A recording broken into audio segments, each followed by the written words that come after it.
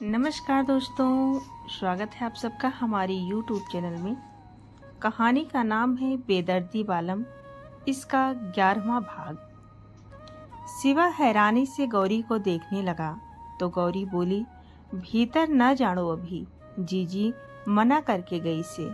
शिवा गौरी के देखते हुए उसके कहे शब्दों को समझने लगा।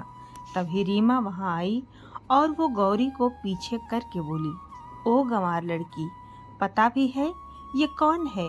मेरे जीजू के दोस्त हैं, तो इनको अंदर जाने से कैसे रोक सकती है? गौरी ने अपने हाथों को बात कर कहा, देख जीजी, मेरी कोई दुश्मनी को ना आसी और न तेरा सी, पर जब छवि जीजी बाहर ना आ जावे सो तब तक थम भीतर ना जा सको। रीमा ने गौरी के कंधे को धकेल कर कहा, तू होती कौन है ये सब बोलने वाली? रीमा ने शिवा को देखकर कहा, आप जाइए, मैं देखती हूँ इसको।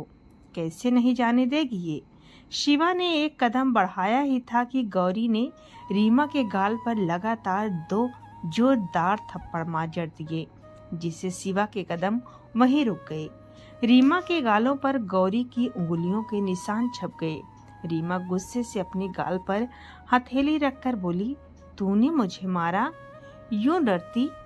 तभी गौरी ने एक थप्पड़ और रीमा के गाल पर लगाकर कहा, पहलो सैयण मुझ गवार कहन खातर, दूसरों कंचे पर मारण खातर और तीसरे को गाली अंग्रेज देवर खातर।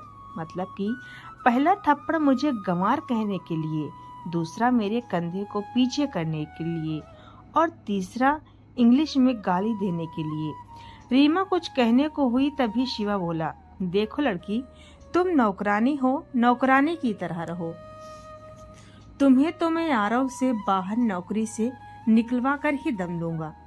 अजीब नौकर पाल रखे हैं उसने भी, मालिकों को भी अपने घर में जाने से रोकते हैं। वो नौकर नहीं है इसकी, और ना ही तुम लोग मालिक हो इस घर के। छवि कमरे के दरवाजे पर आते हुए बोली। छवि के चेहरे पर कोई भाव नहीं थे, फिर भी ऐसा लग रहा था कि शिवा के कहे शब्द उसे बिल्कुल भी अच्छे नहीं लगे। छवि ने गौरी का हाथ पकड़ा और शिवा रीमा को घूरते हुए चली गई। शिवा तो खुशी से नजदीकियां बढ़ाने के लिए आया था, लेकिन शिवा रीना की बेवकूफी से छवि ने उसे गलत समझ लिया, जिससे शिवा ने रीना को दूर करते हुए कहा, तुम अपने काम से काम नहीं रख सकती, हटो, कहकर चला गया। रीना ने मुंह बनाते हुए कहा, इसकी तो इसकी हेल्प कर रही हूँ, ऊपर से मुझे ही सुनाकर चला गया, बदतमीज कहीं का। छवि गौरी को अपने रूम में ले गई और उसे सोफे पर बैठाते हुए बोली, तुम्हें उन लोगों से बात करने की कोई जरूरत नहीं है गौरी, ये बाहर है। यहाँ लोगों को जब तक अपना फायदा नहीं दिखता तब तक यहाँ के लोग बात नहीं करते, इसीलिए यहाँ किसी से भी बात करो तो पहले 100 बार सोचो। पर जीजी, वो छोरो इतना औरत हो, मैं मना भी करी, जब भी ना मानो सो ही कोना, और वो छोरो को कुछ ज्यादा ही बोलने से। गौरी ने छवि को समझाते हुए कहा। छवि गौरी के गाल पर हाथ लगा कर बोली, तुम बहुत भोली हो बहन, और यहाँ सब भोलेपन का फायदा ही उठाते हैं। गौरी ने कुछ नहीं कहा। तभी दरवाजे पर शिवा खड़ा हुआ बोला, क्या मैं अंदर आ सकता हूँ? गौरी ने शिवा को घूर कर देखा, वहीं छवि बिना किसी भाव के शिवा को देखकर कहा, जब तक आरव पंडित घर नहीं आ जाते तब तक आप अपने कमरे में रहें तो ही अच्छा होगा, आपके लिए भी और हमारे लिए भी। शिवा ने अपनी दोनों भुएं ऊपर कर लंबे स्वर में कहा, ओ। शिवा अपने कमरे में जाकर बैठ गया। तभी उसका फोन बजा। उसने फोन उठाया और सामने वाले को सुनाकर बोला, ठीक है, मैं अभी आता हूँ। इधर आरव ऑफिस के कामों में इतना बिजी कि न खाने का होश था और न ही छवि का। पिछले कुछ दिनों से आरव ने छवि को ढूंढने में अपने आप को इतना व्यस्त कर दिया था कि उसे पता ही नहीं चला कि उसकी कंपनी डूबती जा रही है। अपने दादाजी और पिताजी की बनाई कंपनी और देश विदेश में चल रहे कारोबार को आरव अकेला ही तो संभाल रहा था। और ऐसे में जब वो ही काम से दूर हुआ तो दूसरी कंपनी के लोगों ने अपने दांव बोले और आरव की कंपनी को डूबने की कगार पर ले आए। वक्त रहते आरव ने देखा तो अब वो फिर से अपने काम में लग गया था। वो छवि से बात नहीं करता था क्योंकि वो नहीं चाहता था कि काम का जो भी स्ट्रेस और गुस्सा है वो छवि पर उतरे। इसीलिए वो चुप ही रहने लगा था। आरव को छवि पर खुद से बढ़कर भरोसा था। वो उसे कभी धोखा तो नहीं देगी। जो भी बात होगी वो साफ शब्दों में उसे बोलती है और आगे भी बोलेगी। इसीलिए जब आरव ने छवि और शिवा को साथ देखा तो भी उसके दिमाग में कोई सवाल नहीं आया था। आरव शिवा पर भी खुद से ज्यादा भरोसा करता था, इसीलिए तो दोनों को इग्नोर करके चला गया। लेकिन छवि के दिमाग में आरव का यही चेहरा घूम रहा था कि उसने शिवा के पास होने पर देखा था। छवि चाहती थी कि आरव आए और शिवा को उससे दूर रहने के लिए कहे, लेकिन जब आरव ने ऐसा कुछ भी नहीं कहा तो छवि ने मान लिया कि वो आरव के लिए कुछ भी नहीं है। आज भी आरव उसे एक कॉन्ट्रैक्ट वाली लड़की ही समझता है। छवि को ज्यादा दुख नहीं हुआ क्योंकि उसने आरव से अभी तक कोई अपेक्षा भी नहीं रखी थी। छवि और गौरी दोनों ही कमरे में शांत बैठी थी। तभी गौरी बोल पड़ी, जीजी मन्ने पर जानो सो मेरो मन न लगो रे। छवि ने भाव शून्य से गौरी को देखकर कहा, मैं इंतजार करती हूँ तुम्हें पर भेजने की। गौरी उठी और छवि को अपनी बाहों में भरते हुए बोली, जीजी तो इतने अच्छे क्यों सा? छवि कुछ नहीं बोली, उसने बस गौरी के गाल पर हाथ फेर दिया। तभी नीलम ने छवि के कमरे के दरवाजे पर दस्तक दी। छवि नहीं चाहती थी कि नीलम अंदर आए क्योंकि वो जानती थी कि नीलम फिर कुछ गलत बोलेगी जो वो बर्दाश्त नहीं कर पाएगी। छवि अब किसी से भी कोई लगाव नहीं रखती थी, लेकिन जब वो इन लोगों को यहाँ काम करते देखती है तो उसका दिल दुखता है। इसीलिए वो आरव से उनके बारे में बहस करती है। नीलम बिना छवि की राज के जाने के लिए ही अंदर आ गई और जमीन पर बैठ गई। छवि नीलम के इस बर्ताव से हैरान भी और उसे अच्छा भी नहीं लगा कि वो कुछ नहीं बोली। नीलम ने छवि को देखते हुए कहा, तुम्हारी तो किस्मत ही खुल गई। तुम जैसी चाहती थी बिल्कुल वैसा ही हो रहा था। अब तुम इस घर की रानी और हम नौकर हैं, यही चाहती थी ना तुम? छवि को अचानक से डर लगने लगा था। वो ऐसा कुछ भी नहीं चाहती थी जैसा कि नीलम बोल रही थी। छवि कुछ नहीं बोल पाई। तभी नीलम आगे बोली, मेरी बेटी रीमा के साथ न जाने क्या क्या किया है आरव ने हर रात। छी छी। नीलम बोलते बोलते चुप हो गई। उसकी आंखों में आंसू आने लगे। छवि और ज्यादा डर गई। इन सब का कारण उसे वो खुद ही दिए जा रही थी। अगर वो यहाँ से नहीं जाती तो शायद आरव इन सब के साथ ऐसा नहीं करता। इन सब की जिम्मेदार मैं हूँ। हाँ, मैं ही तो हूँ। छवि ने अपने सिर को पकड़ लिया।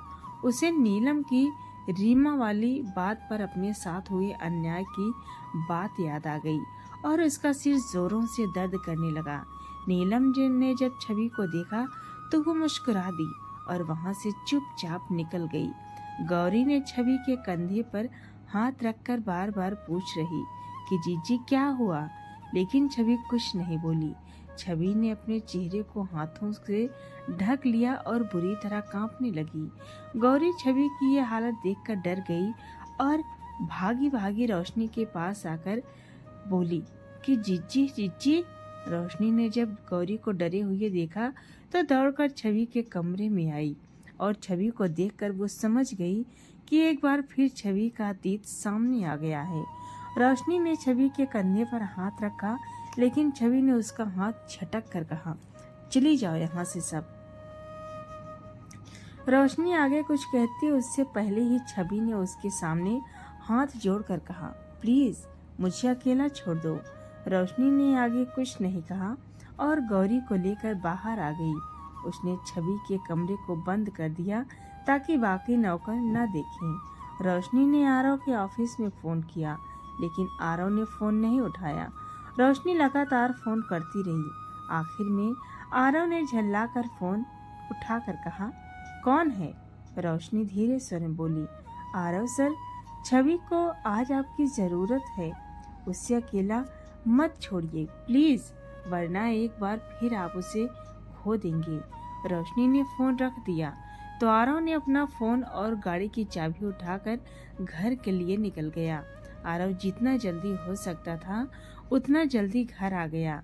आरव जैसे ही घर में आया उसको झटका सा लगा। उससे लगा जैसे इस वक्त यहाँ नहीं होना चाहिए था। आरव के पैर दरवाजे पर ही रुक गए जब उसने अपने कमरे में शिवा को जाते हुए देखा। शिवा को देखकर ऐसा लग रहा था जैसे वो छवि के लिए पानी लेकर गया हो। शायद उसने छवि को संभाल लिया था। आरव ने अपनी मुट्ठियों को बंद किया और आगे बढ़ गया। रोशनी किचन से बाहर आई तो उसने आरव को खाली आंखों से देखा। आरव की कुछ भी कहने की हिम्मत नहीं हुई। वो आगे बढ़ गया और अपने रूम में आ गया। यहाँ छवि बेड के एक किनारे के पास जमीन पर बैठी थी और छवि उससे थोड़ी दूर पर ही उकड़ू मुकड़ू बैठकर उसकी ओर पानी का ग्लास बढ़ाए हुए था। लेकिन छवि ने शिवा को एक नजर नहीं देखा। आरव आगे बढ़ा और बोला, शिवा, तू यहाँ क्या कर रहा है? शिवा ने जब आरव को देखा तो यूं उठ गया और पानी के ग्लास को टेबल पर रखते हुए बोला, यार, तू छवि जी का बिल्कुल भी ध्यान नहीं रखता। मैं अभी आया तो रोशनी से मुझे पता चला कि इनको कुछ हुआ है, तभी मैं यहाँ आया। देखा तो पता चला कि ये रो रही हैं। मुझे नहीं पता कि ये क्यों रो रही हैं, लेकिन मुझे अच्छा नहीं लगा यार। प्लीज संभाल कर रखा कर इनको। आरव को शिवा का ये अंदाज बिल्कुल भी पसंद नहीं आया, लेकिन फिर भी उसने कहा, तू अपने कमरे में जा, ये मेरी पत्नी है और मैं इसका ध्यान रखता हूँ कि नहीं, ये तुझे सोचने की जरूरत नहीं है। शिवा ने कंधे उचका दिए और वहाँ से चला गया। छवि, जिसका दिमाग काम करना बंद कर चुका था, उसने अभी भी अपने सिर को पैरों पर रखा हुआ था। उसकी आंखें तो खुली थी, लेकिन हिम्मत बिल्कुल नहीं थी कि वो उठकर अपनी सफाई में कुछ कह सके। आरव छवि के सामने आया तो उसने अपनी पलक झपकाई और चेहरा दूसरी ओर करके बैठ गई। आरव भी छवि के साथ ही जमीन पर बैठ गया और छवि की ओर देखते हुए बोला, मुझे माफ कर देना छवि, मैं काम में इतना ज्यादा उलझ गया था कि मुझे ध्यान ही नहीं रहा। मैं भूल गया था कि अब मुझ पर तुम्हारी भी जिम्मेदारी है। I am sorry. आरव ने बिना छवि के जवाब की अपेक्षा किए ही कहा था। आरव हमेशा की तरह ही लगा था कि छवि कुछ नहीं बोलेगी, लेकिन इस बार छवि ने दूसरी ओर मुंह किए ही उदास आवाज में कहा, कोई बात नहीं, वैसे भी मुझे तो आदत है हर रोज मरने की। यहाँ से जाने के बाद सोचा था कि अब जिंदगी में कोई भी गम नहीं आएगा, लेकिन मैं भूल गई थी कि गम से तो मेरा जन्मों का रिश्ता है। आरव ने छवि के कंधे पर हाथ रखा तो छवि ने झट से आरव को देखा। आरव ने छवि की आंखों में देखकर कहा, पर अब मैं कोई गम तुम्हारी जिंदगी में नहीं आने दूंगा, क्योंकि अब तुम आरव के दिल में हो। दादाजी के बाद सिर्फ तुम ही हो जिसके लिए मैं फिक्रमंद हूँ। छवि कुछ नहीं बोली, वो बस आरव को देखती रही। तो आरव ने आगे कहा, छवि, यकीन करो, मैं तुम्हें कभी भी कोई दुख नहीं दूंगा, हमेशा तुम्हारे साथ खड़ा रहूंगा। बस तुम एक बार मुझ पर भरोसा कर लो। छवि आरव के इस रूप को देखकर हैरान थी। उसके मुंह से सिर्फ निकला और आगे वो कुछ नहीं बोल पाई, क्योंकि कहीं ना कहीं वो भी आरव पर यकीन करना चाहती थी। एक ऐसा सच जो दादाजी ने उससे सुना था। उसके बाद तो वो आरव को ही अपना सब कुछ मानने वाली थी, इसीलिए वो अब आरव पर भरोसा करने की कोशिश करना चाहती थी। आरव ने छवि को अपने बाहों के घेरे में लिया और उसे वहां से उठाकर बेड पर बैठाकर बोला, अपना ध्यान रखा करो प्लीज। अपने लिए नहीं तो मेरे लिए ही रख लिया करो। मैं बिजनेस क्राइसिस से गुजर रहा हूँ, इसीलिए थोड़ा वक्त नहीं दे पा रहा हूँ। आरव और छवि के बीच एक अनजाने और अनचाहे एहसास पनप रहे थे, लेकिन ये भी बहुत से लोगों को बर्दाश्त नहीं थे। आरव ने छवि को बेड पर बिठाकर कहा, छवि, मैंने जब से होश संभाला है तब से मैंने सिर्फ काम करना सीखा है। अकेले ही दादाजी को संभाला है और अकेले ही अपनी कंपनी को भी। रिश्ते, प्यार, कद्र, केयर, इन सब शब्दों से मेरा दूर दूर तक कोई रिश्ता नहीं। दादाजी को भी मैंने नौकरों के भरोसे ही छोड़ा है, लेकिन वो मेरे दिल में है, इसीलिए आज भी मेरे पास है। आज मैं ये सब कुछ, ये रिश्ते, ये प्यार, अपनापन, ये दुनिया में जो भी है वो सब सीखना चाहता हूँ तुम्हारे लिए। प्लीज, क्या तुम मुझे सिखाओगी? आरव कहते कहते घुटनों के बल जमीन पर बैठ गया और छवि के हाथों को अपने हाथों में लेकर उन्हें जोड़ दिया। छवि भी अपने गम को भूलकर आरव को अपनाना चाहती थी, लेकिन तभी उसने झट से आरव के हाथों से अपने हाथ को छुड़ा लिया और आरव को दूर करके बोली, नहीं आरव, तुम मुझे जिस काम के लिए लाए हो मुझसे वही काम करवाओ। ज्यादा उम्मीदें मत लगाओ मुझसे। मैं किसी भी की भी प्रेमिका या पत्नी बनने के लायक नहीं हूँ।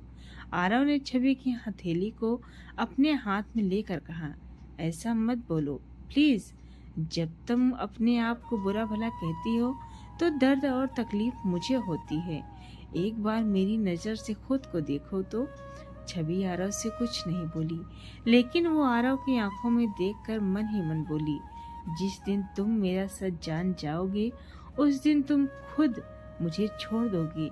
यकीनन कोई ऐसी लड़की को अपने घर की इज्जत क्यों बनाएगा जिसका रेप हो चुका हो, जो अंदर से टूटी हुई हो।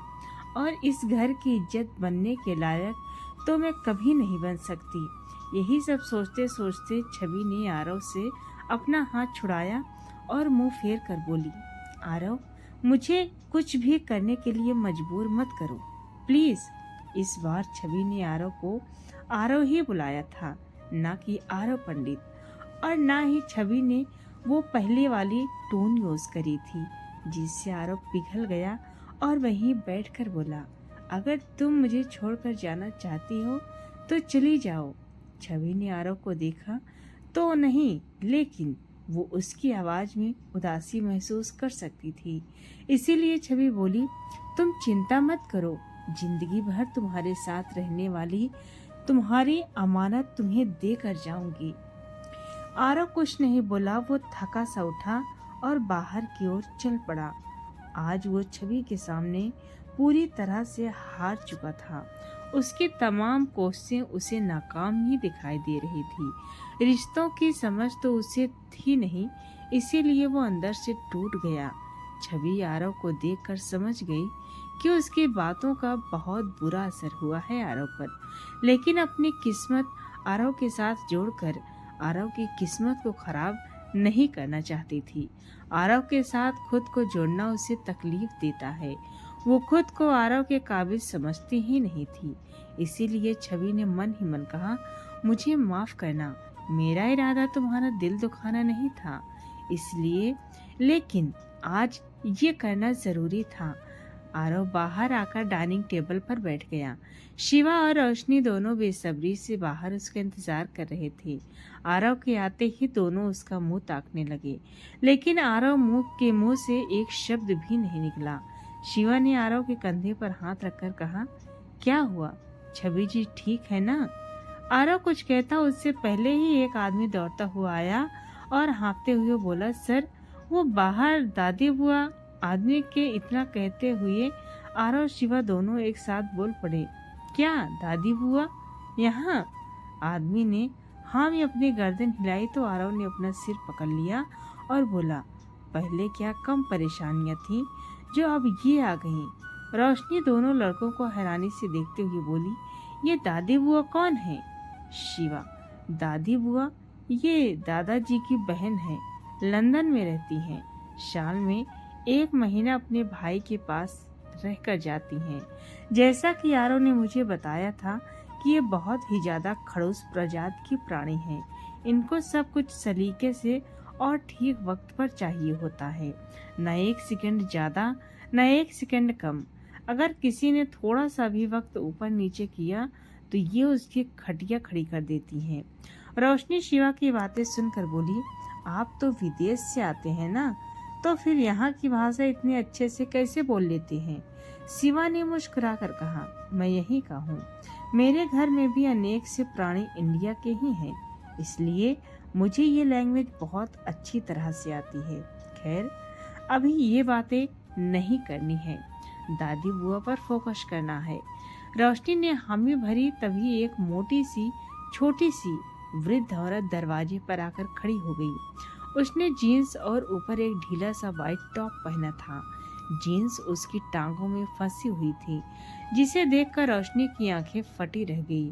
वृद्ध औरत ने चेहरे पर बहुत सारा मेकअप लगाया था। होंठ बिल्कुल लाल और बाल जो उसके कंधे तक थे वो खुले हुए और हवा में लहरा रहे थे। साथ ही उसने आंखों पर धूप का चश्मा पहना था। हाथ में सुंदर सा पर्स था। शिवा और आरव दोनों दरवाजे पर गए और वृद्ध औरत के पैरों की ओर झुकने लगी। तभी वो बोली, हे हैंडसम बॉय, मैंने तुम दोनों को कितनी बार कहा है, पैर मत छुआ करो मेरे, मैं कोई बुढ़ी थोड़ी हूँ। शिवा हंस दिया, वहीं आरव हल्का सा मुस्कुरा दिया।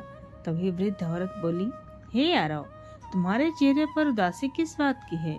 मीनू उर्फ मीनाक्षी के होते हुए यहाँ कोई उदास नहीं रह सकता। भला क्या बता सकते हैं क्या हुआ?